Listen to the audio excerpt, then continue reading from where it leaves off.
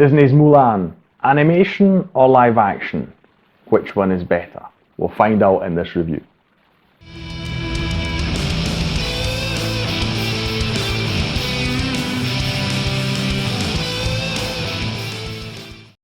Hi, my name's Stu and welcome to another review video on Flying Wiener. Before this video I had not seen Mulan, either the live action or the animated film from the 90s. So this was an interesting experiment. At first I didn't plan on making a video on it, but after having watched both I thought it was interesting enough a topic to discuss in a video. It is quite interesting. I have not seen many of the live action remakes that Disney has made. This is, in fact, I think it's the first, I'd have to think, but I think this is the first live action remake of a film that I have seen. I do plan to get round to the other ones eventually, and maybe when I do, they'll end up in a video as well on this channel. We'll see what happens, what the future holds. But Mulan, so I didn't know anything about the films, not really, apart from a few images of course, but to just give a brief summary, it is based on a folk tale, a Chinese folk tale about this woman, Mulan, who goes to the army in her father's stead because he's old, he's injured, he can't walk well, but he is drafted, and she goes in his place and fights alongside the men in the Chinese army while pretending to be one. So she is disguised, and they actually don't find out until much later that she is a woman. So speaking bluntly, that's pretty much the story that both of the films share. Everything beyond that, they kind of diverge quite strongly. That was very interesting to me. I'll talk about the animated version first, because obviously many people see that as the original, and then I will discuss the live action version. And like with The Incredibles, I'll make comparisons, but more on the way I feel instead of having it as its own section at the end. The animated version. It starts off rather harmlessly. Mulan, she is being prepared for marriage, as was typical in China and probably many other places. All those years ago, I'm not quite sure when it's set, but I would say it's sometime in the Dark Ages, medieval ages, something along those lines. Mulan's not really interested in being just a housewife to a husband. She wants a lot more from life, and she has an interest in martial arts. So when this opportunity arises where the Mongols are raiding various places in China and the army wants to retaliate, they draft people from all over, and as I mentioned briefly before, Mulan's father can't go himself. He does want to go because obviously his honour mandates it, and he obviously wants to be there for his country. But during the night, Mulan takes his sword, his armour, his horse, etc., and she goes in his stead, leaves a note for the parents, and she's off on her way. She disguises herself, obviously, and she learns how to become a soldier in the training camp. At the training camp, she meets this captain that is very, very commanding, obviously, as he's supposed to be. But you can tell Mulan, she generally uses every opportunity she gets to show that she's a capable soldier and fighter. She uses pretty much every chance she gets to better herself as a person, physically and mentally, because she is a woman in a man's world, even if they don't know it, but that is obviously a matter of fact. And so she is already at a disadvantage because on top of everything else she has to pretend to be a man. And so we follow her and how she gradually develops all her skills and even starts besting all of her comrades who, along with the captain, take a real liking to her, still not knowing that she is a woman. And there is obviously the Mongols that they eventually have to fight. I won't spoil how that goes and that, but the film, I feel, is focused a lot on just this whole training experience and her trying to deal with the men's world and keeping disguised while holding her own. I feel that is really majorly what it is about. It's her inner struggle. She's looking for motivation to improve herself and, like I say, show that it is not just a man's world, a woman can do it as well. She is helped along the way by a mythical creature sent by her ancestors. It's a small dragon, and he helps her in various things, usually through advice. But he is a very substantial character in the film, provides a lot of comedic moments in particular, and with his help, Mulan is absolutely able to become the legendary soldier that she wants to be. So it's a wonderfully animated film. I really love the quality of the animation. It's so flawless, the movements, and that there must be so many images that they've pieced together to make such a flowing animation. It's really beautiful to look at. The music is quite delightful. Songs, as are typical in Disney films, are there, of course, as well. One of my favourites being one that's a sort of training montage where the soldiers are singing about being a man. It's so ridiculous and fun at the same time. I still find myself in just during my regular day just sometimes just going, be a man, because it's so silly. Only thing I was really surprised about with the animated version was I was expecting a huge battle to take place. That didn't happen, so that surprised me, but apart from that, it's a very enjoyable film and pretty much standard Disney fare, I would say, at least for the 90s and animation when they did that. Moving on to the live action, and this is a completely different beast. It's rather strange. You would think that just remaking a film as live action would be like printing money, but they changed the film so much that it becomes an entirely different thing, where obviously the animated version is usually a kid's film. The live action film is not. It's from 12 years and up, and I can fully understand that. There's a severe lack of humour, I feel, but I'm getting a bit too much ahead of myself. I'll start with the story as well, and then we'll talk about comparisons when it comes to other things. So it starts off more or less the same, with Mulan being in a village and being prepared to be a wife, etc., and her father being drafted and she trying to go in his stead, etc. She gets to the training camp, and a lot of the film does also take place at the training camp. You just have a lot more battles going on, and so the story is more or less the same there.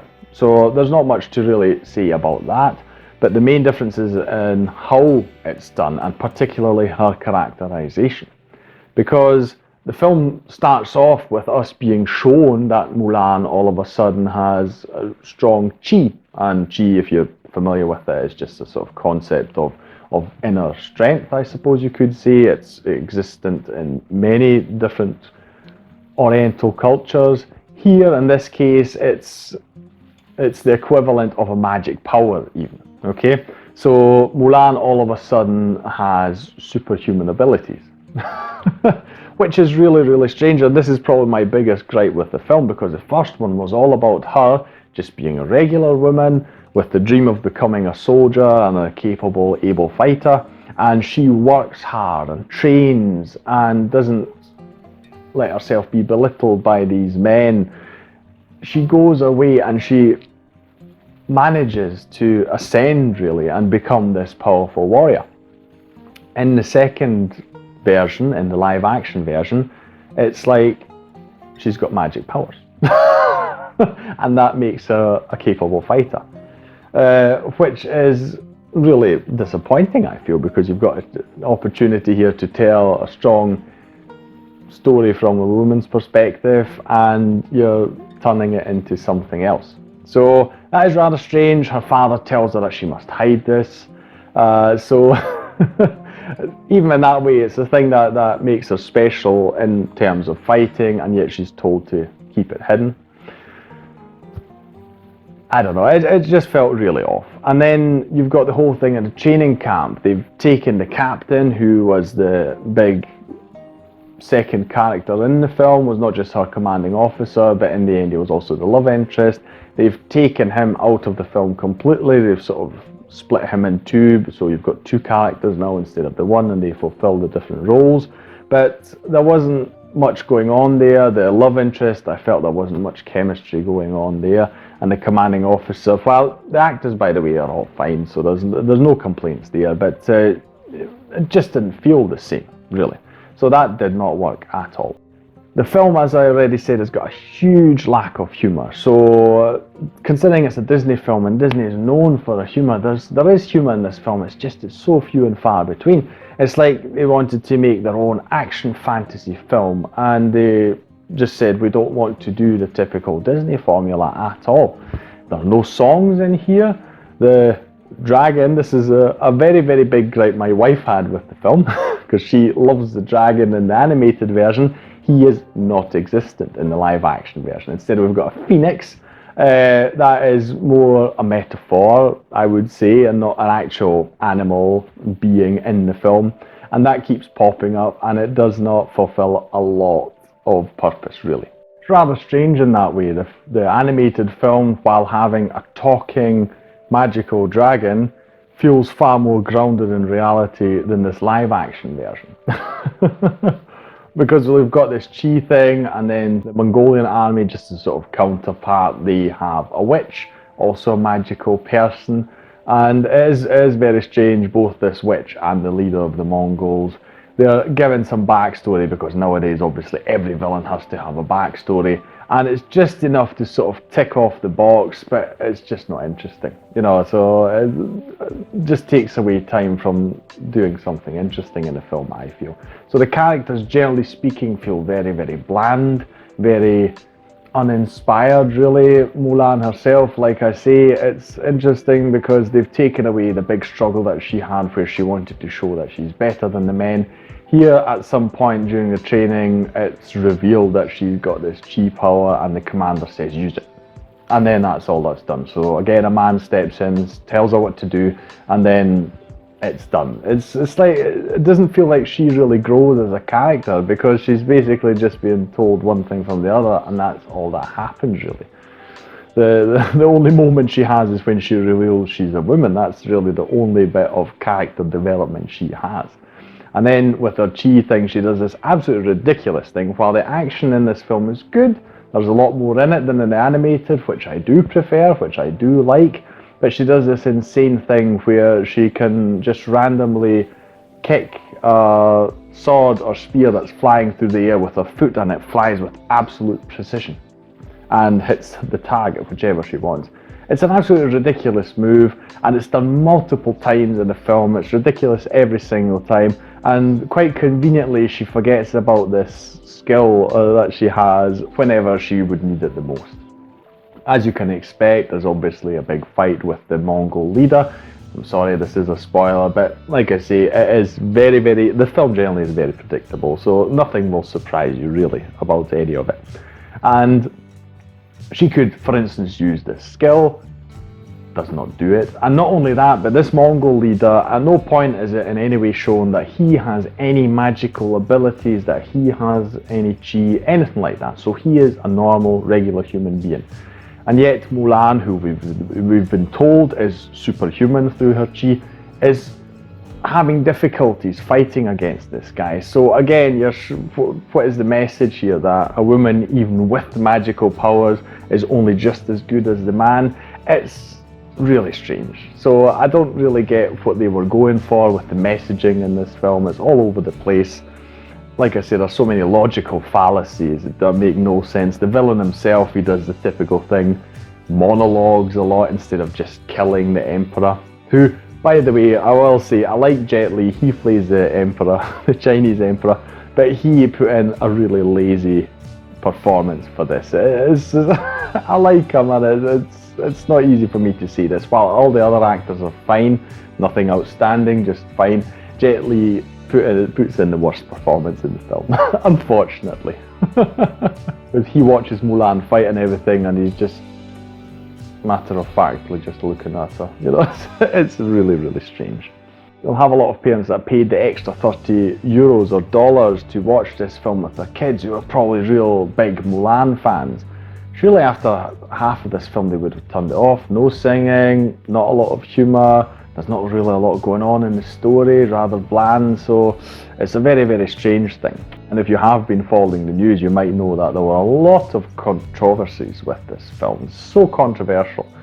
Many things happen. I won't even talk about them. If you're interested, just look at the Wikipedia page. There's so much going on. It really, I don't get how Disney is actually making a sequel with all the things that happen with this film, and the very, very lukewarm reception overall. Many people like the action, but there's not real much going for this film apart from that. So at least for the sequel, if there is one, I do hope that they improve the writing the whole script a lot more, really. It's letting the story and the characters down quite a lot. Also, one other thing that I do need to mention, because I was really curious about this, how are they going to go about the disguise that Mulan has? And in the end, she doesn't have one at all. Her face is not really masculine. All she's done is she's dirtied it up a bit. And not only that, but her voice is absolutely not believable in any way, you know, so that to me felt really strange. I mean, I get it, it's a sort of Superman Clark Kent situation where if you're in a huge camp with men and you're not expecting to see a woman, you know, your brain just works weird in that way, then it'll be less easy for you to actually spot it. It's like this hidden in plain sight thing. But still, it felt really, really obvious here, too obvious. So I was a bit disappointed about that. I think they should have just done something to disguise her in any way. Surely that would be possible with practical effects even. Okay, so the short version is, I would say watch the animated film. It wasn't absolutely brilliant, so I've not become a huge fan, but it was definitely entertaining, particularly the songs. And like I say, I think it's a good story about a woman having to deal with the man's world and proving that she is capable as much as they are. The live action version, if you're really into action fantasies and stuff with a lot of unrealistic movements, jumping, etc., I would say watch it. Apart from that, like I say, it did not do much for me. I would easily prefer the animated version. That's all from me today. I'll thank you for watching this review on Flying Wiener. Leave a like if you enjoyed it, subscribe to the channel for more videos. I know there's been a lot of Disney or Disney-owned stuff recently. I'll make sure to switch it up again for the next few times, so don't worry, this is not turning into a Disney review channel or something like that. So, subscribe to the channel for future videos, and I'll see you in the next one. Take care, bye.